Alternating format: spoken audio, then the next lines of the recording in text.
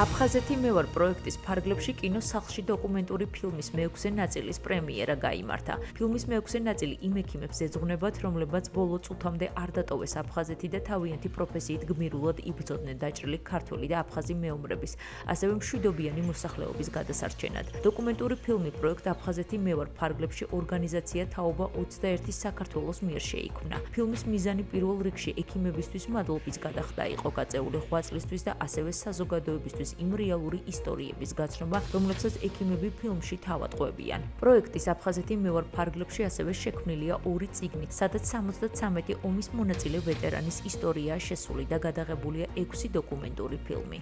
პროექტის მიზანი ზოგადად ის გახლავთ, რომ საზოგადოებამ გაიცნოს ეს ადამიანები, ვინც ეს ქარცეცხლი საკუთარ თავზე გადაიტანს და მიუხედავად ამ მტკივნეული დღეებისა, დღეს ისინი ჩვენს მომავალ თაობას შერიგებისკენ, მოწმეერთან მოლაპარაკებისკენ მოუწოდებენ. ფილმი არამხოლოდ ქართული საზოგადოებისთვის საინტერესო გახლავთ აფხაზი ხალხისთვისაც. ფილმის, რომელიც არის ექიმებისთვის ეძღვნება აფხაზეთის ომში თავიანთი პროფესიით მებრძოლ ექიმებს, რომლებმაც თავიანთი პროფესიით შეიტანეს დიდი წვლილი ჩვენი ქვეყნის ისეთ მნიშვნელოვან ბრძოლაში, როგორიც აფხაზეთის ომი იყო. ფილმები იმით არის მნიშვნელოვანი, რომ მომავალ თაობასთან მივიდეს ის მესიჯები, რომ ომი არის ცუდი, ომი ყოველთვის მიუღებელია, მაგრამ მშვიდობისთვის ბრძოლას ყოველთვის აქვს აზრი. ყოველი დღე უნდა იყოს, მე ასე ვთვლი,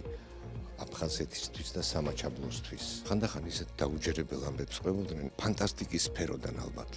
ურთიერთობებს, დამოკიდებულებას მეომრების მიმართ, დაჭრილების მიმართ, იმ მდგომარეობის მიმართ, რაც იყო აფხაზეთში. არაფრით როგორ შვეულდნენ ჯარისკაცების სიცოცხლეს, მეომრების სიცოცხლეს.